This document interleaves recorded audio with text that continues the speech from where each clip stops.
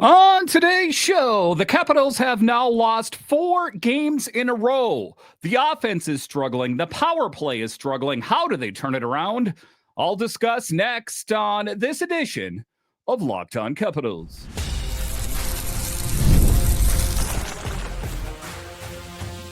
Your Locked On Capitals, your daily podcast on the Washington Capitals. Part of the Locked On Podcast Network. Your team every day. Well, hello and welcome into this edition of Locked On Capitals, part of the Locked On Podcast Network, your team every day. My name is Dan Holmi. I've covered the Capitals for the past 4 seasons for Locked On and various other outlets before that. I'm also the host of the weekly show called The Capitals Minutecast, available wherever you find your podcasts. And as always, I want to thank you for making this your first listen of the day. Today's episode is brought to you by our friends at Game Time. Download the Game Time app, create an account, and use code LOCKEDONNHL for $20 off your first purchase. So in this edition of Locked On Capitals, the Capitals are struggling. In the last episode, after the Capitals lost a game or two, I was thinking to myself, is it time to panic? And everyone's like, don't panic. You know, it's just a game or two. They'll get out of it. It's now 4 games straight that the Capitals have dropped. Are you panicking yet? As I record this, they are in 7th place, I guess tied for 6th place in the Metro with 13 points. And, you know, a good measuring stick for a team is always where they're at the Thanksgiving break. How concerned should we be as Capitals fans? Then I'll talk about the loss to the Islanders. A tough game where the offense did not show up as well.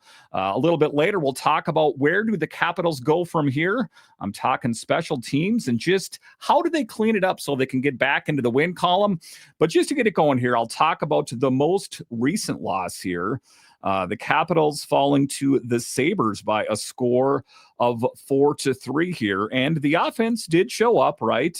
But it was not enough to slam the door on the Sabres. I mean, let's be honest here. The Capitals are losing games here to some really poor teams. The Islanders, the Sabres, they are not 2 of the best teams in the NHL, shall we say, and we're kind of entering into their realm. Like, we're not that good. How concerned should we be?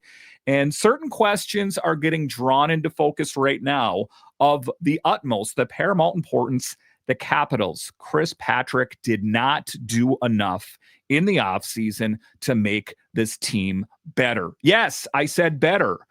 Making it to the second round of the playoffs is good. I have grander plans. You as Capitals fans have grander plans than just making it to the second round. You had some players walk, and who was plugged in on this team? Justin Sordoff and Declan Chisholm. That is not enough to move the needle to make this team better. We're leaning into the youth, but who is the youth on this team? Ryan Leonard and Hendrik Slapierre. There is definitely some missing pieces, and I understand the Capitals they were dealing with the absence of Dylan Strome, and now Pierre-Luc Dubois again, that there definitely injuries have been drawn into focus, and at least to an extent is what has put the Capitals in this position. But let's talk here. I'm going to talk in order here. Lost to the Sabres in the first segment, then the Islanders. So let's just talk about the most recent game here, and kind of a rare spot for the Capitals to be in. Their first real losing skid here, something that we have not seen in quite some time. The Caps losing 4 straight. The last time they had a skid like this, that would be back in the spring of 24 when they went 6-less wins there in 6 games, except they went winless in 6 games. So it's not, a territory or a category that you want to be in, but this is where we're at. In the third segment, I'll talk about the power play. This needs to be addressed. There's no ands, ifs, or buts. The Capitals would have won these games, at least some of these games, had they converted on the power play. And now 12 games into the season, the Caps are sitting at 6-5-1. But here's the more troubling part. They're 0-3-1 in their last 4. And again, it seems like it's been forever since I did a show. It was just last Friday. And Spencer Carbery was saying there's no panic in this room. There better be. You can brush off, whatever kind of positive attitude. You need to light a fire under the butts of these players to get them firing. And you see it. Spencer Carbery is trying to do the thing. You saw Alex Ovechkin on the third line. I mean, wow. Definitely things are changing, but it's not enough. And the game Saturday, the loss to Buffalo, that one kind of summed it all up, didn't it? A 4-3 shootout loss to the Sabres. The Sabres, man, that is a tough one. A team that is horrible each and every year. And some things look better. They actually scored more than one goal for the first time in 5 games, and you could see they still had a lot of the same issues. The power play is going to be the common theme in tonight's episode, so be prepared for that. The power play, the missed chances, and some guys just not clicking. Carbery, he is quite aware of it. I don't know if he has a plan to rectify it. I don't know if he has the pieces on the roster to fix it. He said, quote, "We're still trying to find ourselves," unquote. Well, look in the mirror. I found you, and this is a troubling start to the 25-26 season. And finding ourselves, right? And it's difficult when you have a guy like Strome out of the mix, when Pierre-Luc Dubois has been in and out a couple times now. And, how do you get yourself out of this? You're already kind of leaning into depth, that kind of thing. Just like last year, they jumped out fast, controlled the Metro, got healthy seasons from their big guns. Even Ovi missed time with a fractured fibula. He still scored 44. Everything went right. And, it's still really early in the season. They could still turn it around, go on a heater, win the Metro, win the Eastern Conference again. I'm not going that deep into negative waters. What I'm saying is it is that your basement's leaking a little bit of water. It's maybe an eighth of an inch, a quarter inch, not a big deal. As it gets higher, the level of concern grows. The basement's not flooded out, but be aware that there's some water on the floor. The Capitals need to be aware that their foundation is leaking. And that is what has me concerned. But like I said, last year, everything just went right. But this year, no such luck. The injury bug is something that is more of an issue this year than it was last year. I know that Ovechkin missed some time, but the team rallied around him. It was built to rally. And, we saw Strome come back after missing 2 games with a lower body issue there as well. Pierre-Luc Dubois out with a new lower body injury after missing 5 games earlier this season. And Rasmus Sandin has missed 5 straight. So it's not lost on me that the injuries have come into focus. However, the good teams rally around it. And again, to circle back to the main point, we did not do enough of the things. Chris Patrick, the Capitals organization, did not do enough things to rectify this team. That we were leaning into the youth, and very little youth is on this team. There was hopes of Miroshnichenko and Crystal and all this that, it is what it is. I don't think Leonard's found his footing all the way. Hendricks Lapierre, these kind of things. And even Ethan Frank, it's when your depth guys get injured. That's a lot. That's a lot of minutes. But it's not just the injuries. It's the whole vibe of the team is off. You can tell they're pressing to get back on track. And they know that they're not playing well. I'm not telling them something they don't know. And Dylan Strome even said as much. He said, quote, "We've got to find it," unquote. Just to keep it very vanilla, right? Like, "Ow, that hurts." Like when you cut your finger, "Ow, that hurts." That's the quote for me. That's what he said. You're losing games. We've got to find it. Okay, got it. You can feel the frustration, and analytically, it's not like they're playing horribly. And I'll talk about the puck possession game in the final segment. Their expected goal share is 3rd highest in the league. I'll drill down on that a little bit more in the third segment, I said, but that basically means they're still generating quality chances. And that's what is kind of the relief for me, that it's not, total defeat on all fronts. It's enough. Don't get me wrong. There's enough defeat to go around here, but it is the puck luck. And the puck is just not going in the back of the net. Their 5-on-5 shooting percentage is bottom 10 in the league, just over 8%. So maybe some of the luck turns, hopefully. But still, the power play, the common thread has been for the last couple seasons, has got to start producing. Ovechkin and Carlson, it's not 2018, 19, 20. We're past that. It worked at one time. It's not working right now. We need to adjust. And Saturday night, they had 3 cracks at it in the third period when the game was tied 3-3, and they managed 1 shot. It's lip service at this point. And, the thing of it is, and like I said, I'll talk about it more in the third segment. The power play has got to come together. And you can tell the players know. Connor McMichael said after the game, he said, quote, "We're not even getting too many good looks right now," unquote. So it's rough. I get that. 12 games in, though, there's no reason to panic. And I still believe that there's no reason to panic. That some teams, like I've quoted on this show many times, 24/7 Capitals Penguins, never judge a team when they're playing at their worst. Never judge a team when they're playing at their best. I'm paraphrasing. I've had it on this show before, basically saying that there's ebbs and flows that happen each and every year of the NHL season. You got to be prepared for it and kind of expect it. And Carbery even said he's seeing some progress, small steps. Guys are starting to build confidence, trying to find their rhythm. He talked about that there's still a long way to go, but he thought Saturday was at least a step forward. And you take a look at the game. It started great. The Caps tied their fastest first 2 goals of the season. Strome, welcome back. Dylan Strome scores over a minute into the first period. Then Alexei Protas buries another one like a minute or 2 later with McMichael. Perfect start, right? And but then, the answer back with Tage Thompson, Alex Tuck.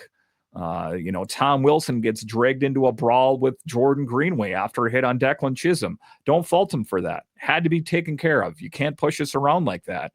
And then just the tough part, we were looking at it. Was there going to be another injury? Chisholm pulled by concussion spotter. And that is ultimately what, took the train off the track for the Capitals' momentum. Buffalo ends the period up 3-2. And that's, the Buffalo, we let them back into the game. And that's the tough part. More missed power play opportunities. They were not getting it done. So at the end of the day, the Capitals lose again. Still, let's be real here. They don't look like a team that's spiraling. It is 4 games. Like I said, it looks bad. But if you take a look at some of the advanced numbers, not as bad as it would indicate. You think when a team is losing 4 games that it's all doom and gloom. It's not. And just taking a look at the numbers, they have won in Buffalo since 2022. That place has been a nightmare for our team, the Capitals. So Saturday just kind of continued that trend. So now it's all about bouncing back. And what am I talking about? Wednesday against the Blues, a good team to get right on, right? The Blues aren't playing some of their best hockey, but Thursday, the bitter rival Pittsburgh Penguins, who are surprising a lot of people and under the tutelage of Dan Muse, and doing great things. But hopefully more of the Capitals get healthy, find some finish in their top 6 again. And just remember, it's November. It's not Thanksgiving yet. The Capitals could go on a heater and make it interesting. Long season ahead. And that is where we're at right now. It's not great. And, like I said, the common theme throughout this episode is going to be the power play and how they cannot convert on the power play and, just how they're struggling. And a lot of that, like I said, is due to injured players, but they've got to find a way to rise above. All right, so coming up here after the break, I'll also talk to you about the loss to the Islanders. That one was a bit more difficult, a 3-1 loss. What's the latest with the Capitals as they try to bounce back, and what went wrong against the Islanders? I'll discuss straight ahead.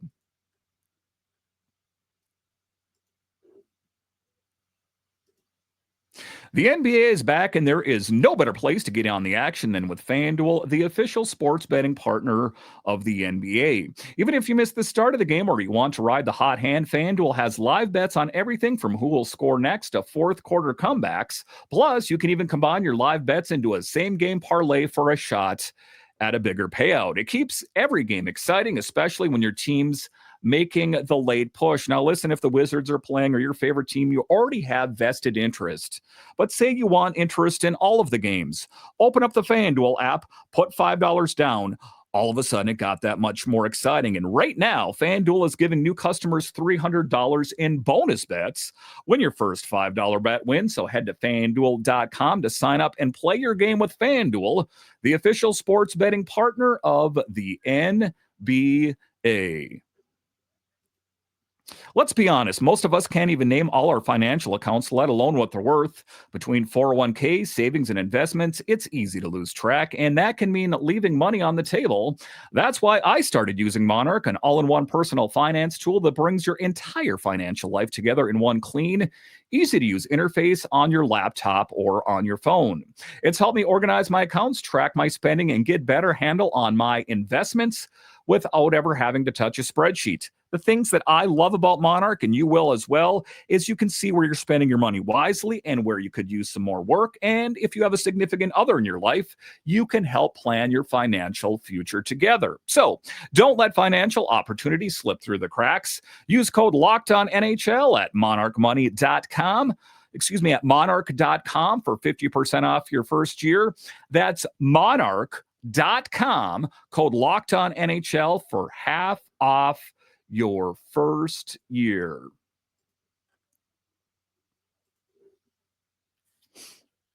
All right, welcome back into this edition of Locked On Capitals, part of the Locked On Podcast Network, your team every day. You can find me on Twitter. It's at DanCaps218. You can find the show on Twitter. It's at Locked On Cap. So it's bad news, and, well, there's no good news, right? It was bad over the weekend. Caps falling to Sabres. Capitals falling to the Islanders. In the first segment, I talked about the game against Buffalo. Now let's talk about the one against the Isles. And it's the same thing. It's worrisome because, the Islanders are a poor team. It seems like a slam dunk. You should be able to beat them. The Capitals, like I said, struggled in Buffalo. Still should have found a way to beat. They're that much better. But let's talk about it. And the power play, like I said, is going to be a thread that is woven through this entire episode. The power play, because it's starting to feel like the biggest story hanging over the team this year. It wasn't just the last two games, has been the thread of this season. Plus, Friday against the Islanders, that was honestly a tough one to watch. The Caps get the power play in the third period, less than 2 minutes after giving up the go-ahead goal. And normally that's the kind of moment the team wakes up. It wakes up the crowd. But instead, you could almost feel the tension inside the arena there. And just the nervous murmur, amongst, I think the Capitals players, like, what is going on? Why is it not clicking? The guys hit the ice and poof, another chance goes by with nothing to show for it. And I think to a certain extent, it's almost like it's gone so long that, just like when a player doesn't score for a long time, think Ovechkin, and then all of a sudden when it happens, the dam opens up. I think that once they start converting on these opportunities, I think it's going to start to flow more easily. But I think that they're starting to project failure before it even happens. And the players, the leader on the team right now, let's make no mistake about it, Tom Wilson is the bright spot offensively for the team. He did not sugarcoat it after the game. He said, basically, it's not good enough. It's on the players. They have to fix it. And Tom Wilson cannot do everything, right? Alex Ovechkin, off to a slow start, still the captain of this team, still, the final year of his contract. That, I know he's bounced back before, and I know never to doubt the big man, but we still need to see more, not only from the pillars, but, the other guys as well. But as far as what he said, Tom Wilson, saying it's not good enough, he's right. It's been costing them the games. The Capitals now 6-5-0 with 3 straight losses. Again, that was the game against the Islanders. And if you look closely, in 3 of those 5 losses, a single power play goal might have flipped the outcome. And if you're an everydayer, I talk about this all the time, the importance of special teams, right? And, it's important in the playoffs in particular, but you can kind of even see it drawn into focus still in what is a bit of an earlier season. But you take a look at it, the Capitals have struggled in these games. Opening night against Boston, 0-for-5. That's 5 missed chances and a 3-1 loss. Then in Dallas, shut out 1-0 after 3 more empty power plays. And Friday against the Isles, 0-for-4. It's a pattern. And, Carbery saw this coming, and I was going to save this, for the third segment, but just to state the obvious, who's got some pretty good experience running a power play? Oh, Spencer Carbery was running the number 2 power play in all of the NHL when he was assistant in Toronto. And I know Mueller, right? He's the guy that's running the power play for the Capitals. If you show up to your job and you don't perform, what happens to you? It's becoming glaringly apparent for me. Knee-jerk reaction. They need to make changes. I'm not talking Carbery, but if Mueller's the guy that's running it and he can't fix it, maybe he needs Spencer Carbery to peek over his shoulder to fix it. Since he's done great things, it's where I'm at. I mean, how can you keep failing, and the guy that's running it, you're like, yeah, well, he's our guy. Something needs to change. Maybe not now, but it's something to keep an eye on. And you take a look at it. You've got to hold the puck, make the goalie move, build pressure. They didn't do that. They didn't do that against the Islanders. That's been something that we've seen through with this team. The Capitals are not doing it. They're not making the netminder work. That was apparent in the game against Dallas as well. That Ottinger, he, kind of just was able to sit back and take it easy. But you can see it in their game. There's no rhythm. There's no confidence, hesitation. The things that brought them success last year are not working. Connor McMichael putting up 14 goals, scoring those greasy goals. It's not happening this year. Alexei Protas said something really telling after the game against the Isles. He said, we're overthinking. Yeah, that's exactly what I said. Exemplification right there, that when you think about it too much, you start projecting failure, like we're not going to do it again. We're not. And guess what? You didn't do it. You got to start projecting that we're going to get it done. And a lot of that is going to happen when it happens, right? It's like going to apply for a job. I'm like, I'm not going to get this. Asking your person you're interested in on a date. They're not going to go out with me. Then guess what? That negativity is going to follow you and you're not going to succeed. You have to start projecting success. And that is what's going to happen. I hate to sound new age and hippy-dippy on you, but you saw it with Mantha when he played on the Capitals. You saw that with Ovechkin when he got off to that slow start, that once you start projecting success, then great things will happen. And you can see it on ice, though. Too many extra passes, too much waiting for the perfect shot. I don't want the cutesy one. The non-negotiable for Spencer Carbery is that you need to go and score goals in the dirty areas, up in the paint, get in the netminder's face, screen them, do whatever you got to do. If you can get a pretty goal from the blue line or the circle, then great. But whatever you've got to do, you saw that with a deflection by Milano, right? That was kind of what I'm talking about there. And instead of just simplifying and letting effort carry them through, and like I said, injuries, Dylan Strome missed a lot of time. Your first line center, that is going to have a big impact. Pierre-Luc Dubois injured again. Rasmus Sandin still out. So they have lost a lot of pillar guys, and I don't want to lose focus of that. That is huge. But right now, at least as of Friday, the Caps are 16.7% on the power play. That's 24th in the entire league. Bottom third, guys. If you want to point fingers, that's where it's at. And for a team with the Capitals and what they got, that's crazy. And Carbery and Kirk Mueller have been trying anything. Okay, then you might want to try to reinvent things, reimagine it, if you will, that it's not getting done. How are you going to change it? Do the Capitals have the pieces to get it done? That's the thing. Again, I still think that there is a move that needs to be made, like the missing ingredient, a goal scorer, something that was looked over all summer, and it makes me a little mad because it's something we walked right into a bear trap, and they're like, you knew the bear trap was coming a mile away, and yet walked right into it. That's a lot of the things. They worked on a lot of things at practice. We saw before the game, Carlson with Ovechkin, McMichael, Protas, and Strome. Then the second unit with Chychrun, Lapierre, Leonard, Dubois, and Wilson. Decent mix of shooters and grinders, right? You know what I mean? To kind of mix it up, but it still has not come together. And Carbery even hinted they might want to split up minutes. And we saw that. Again, this was the Islanders, and you saw that change made manifest in the game against the Sabres. That Ovechkin playing the third line, even though he played a lot of minutes, it wasn't third line minutes. This is kind of Backstrom-esque territory where he's kind of on the back nine, and the guy that's been huge for the team for years is kind of taking a step back. Because Ovi's production on the manage advantage is way off.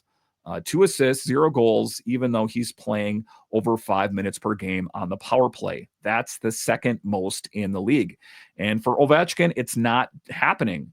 Anthony Beauvillier said it might be mental. Guys gripping the stick too tight, like I said, pressing too hard. And it's just like I said, I think that once, something happens, they start scoring goals on a regular basis, then it's going to come easy. Until then, the Capitals continue to struggle. Again, the game's coming up Wednesday against the Blues, Thursday against the Penguins, that there's quite a bit of time to prep and to prepare and get ready to get back in the win column. The Blues game, that is the one you need to make right what is wrong. Build that confidence, and hopefully they can project that forward. All right, so coming up here after the break, we'll talk about where do they go from here. The power play, horrible. But what are some of the good things? Yes, good things that are working for the Capitals. I'll discuss next.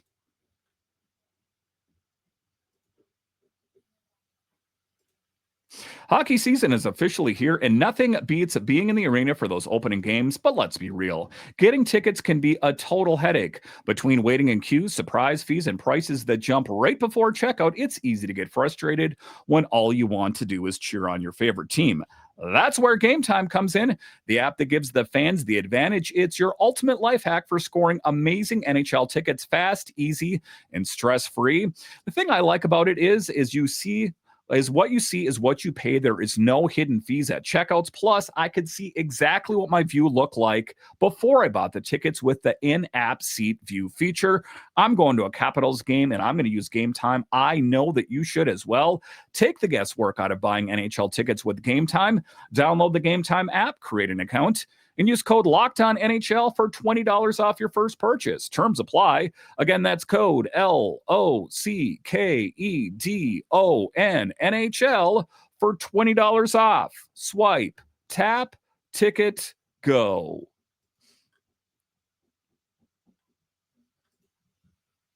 All right, welcome back into this edition of Locked On Capitals, part of the Locked On Podcast Network, your team every day. The best way that you can help grow the show is to subscribe to Locked On Capitals, like the videos, and comment anything down below, and join the Locked On Capitals Insiders. There's more and more of you joining each and every day. Get text messages from yours truly about the latest news surrounding the Capitals. You can text me back. There's more information in the show notes. I would love for you to join me. All right, in the last segment here, we're talking about where do we go from here? A lot of questions, but first, I think it would be a good thing to talk about things that are working well. The Caps are actually doing a really good job with puck possession right now. If you look at shot attempts, which is like the best measurement of possession, the Caps are controlling about 55.4% of them in games. And when I say they're good, that's third best in the entire league. Only Colorado and Carolina are ahead. So, like I talked about earlier, that it's not time to panic. There are certain things, you take a look at it. The power play turning around, that would turn things around in a hurry, right? And we talked about winning games they would have lost because of it. So it's a good sign for the Capitals. Early season possession numbers that usually point to some kind of success. Teams that control play well tend to win more games. But here's the catch. When you look at how they played so far and who they played so far, kind of relatively a soft schedule. Their opponents, when they're not playing the Caps, are averaging 48% in both shot attempts and expected goals. So basically middle of the pack teams.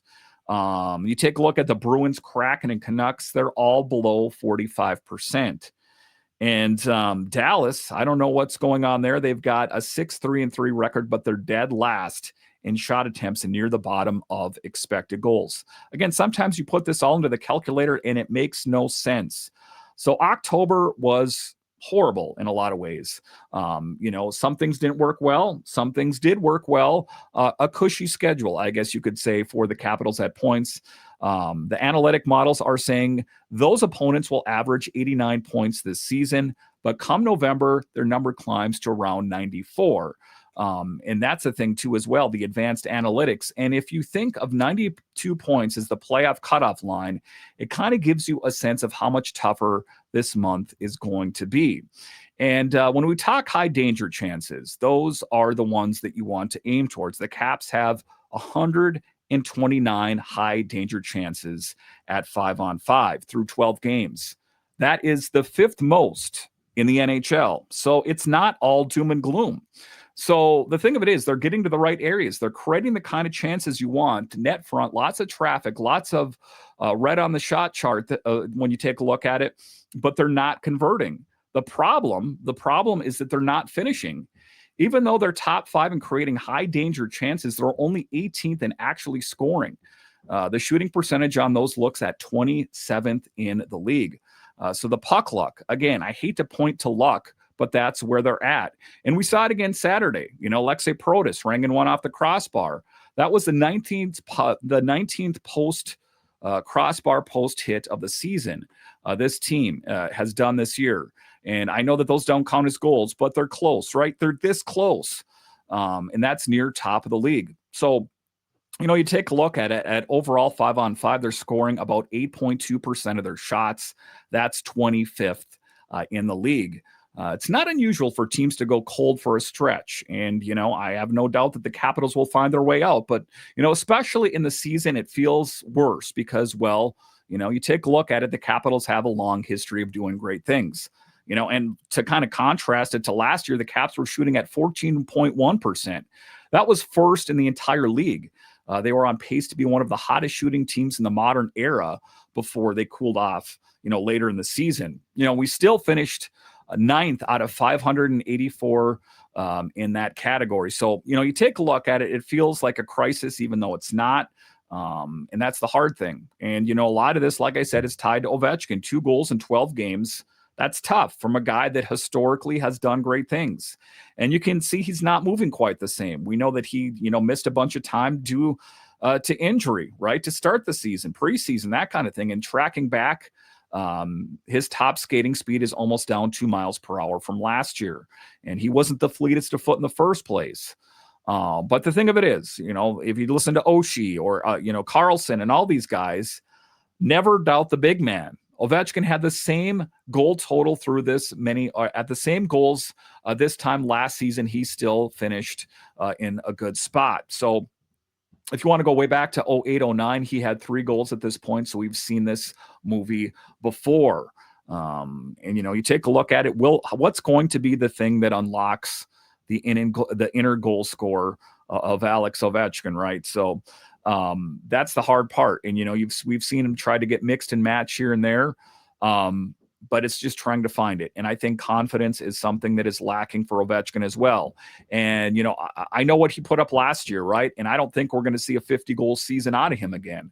But his shot rate at 5-on-5 is still decent. It's down a bit, and how is he going to overcome from that? But still, right where he needs to be during some of those points. He's in the point, he's not finishing, just like a lot of other Capitals, right? That, it doesn't take a lot to change what's going on there. It's just finding that confidence. So he's slower. He's off to a slow start, but, big picture, I don't think we need to worry about Ovechkin too much. I think that, like I say, once he finds, the right combination, once Strome and all that, I see him going back to the top line again. Just that's where he's had the greatest success. And then we'll see. But like I said, the big problems emanate from the power play. And that's the difference right there. You want to talk about losing games, not converting on your power play. 2 of those losses were 1-goal games. Another would have been if not for an empty netter. So that's what I'm talking about. It's not just, saying or facts that aren't true. It's true. If they made good on their opportunities on the power play, the Capitals would have won more games. It's how to get it done. Like I said, Kirk Mueller has his work cut out for him. Like I said, there's a guy that he knows. His name's Spencer Carbery. Had really good luck with it in Toronto. I know not apples for apples because they're different players, but I think the Capitals, it's just they've tried to mix it up. Again, I think that Ovechkin and Carlson isn't working on the power play, that there's still some experimenting that needs to be done. And I still think at the end of the day that Chris Patrick needs to go out and make an addition to this team, something that wasn't done this last summer, which is going to be that much more difficult now that the season's going. But that is the position that the Capitals are in. Listen, I want to thank you for joining me on this edition of Locked On Capitals, your only daily year-round podcast covering the Capitals. And I want to thank all of you that listen on the audio side and watch this on YouTube. You are what makes this show successful. For your second listen, check out the all-new Locked On NHL Game Night. Every game, every night. until a Stanley Cup champion is crowned. Get local analysis on a national scale. Find NHL Game Night on Locked On NHL on YouTube or wherever you listen to podcasts. All right, once again, I want to thank you for joining me on this edition of Locked On Capitals, part of the Locked On Podcast Network, your team every day. My name is Dan Holmi, and I'll talk to you again next time.